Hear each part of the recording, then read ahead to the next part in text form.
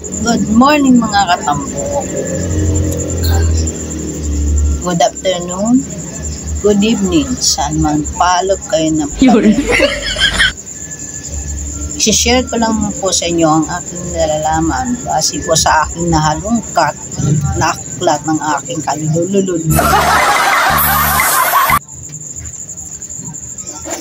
Tayo pong maliliit na creator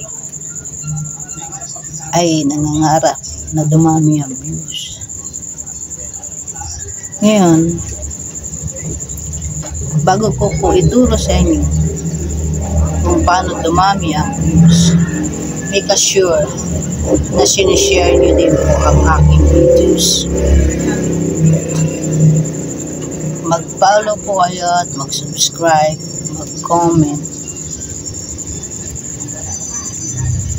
Ito po,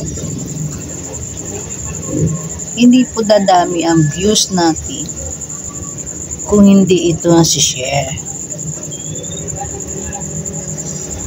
Tapos din natin ng comment at ng mga like.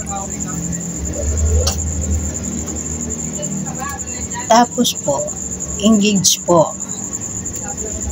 Siguro sa pagkakalam ko kahit engage ka, hindi rin dadami ang views mo.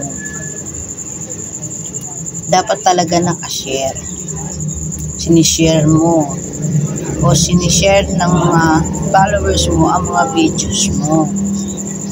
Kasi kung nagpo-post ka lang tapos hindi naman sinishare, useless lang po. Wala ka pang views.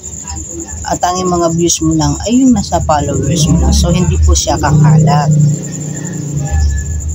Dapat po magkaisa po tayo ng mabababang creator. Nabubulol pa ako kasi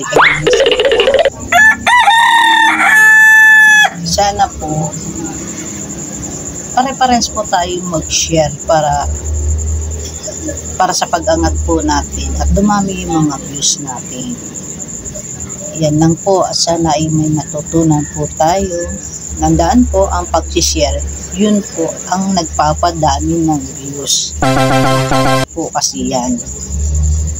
Okay, salamat po. Ito lang po muna ngayon ang aking ituturo para tayo ay magkaisa na mababang creator at dumami ang views.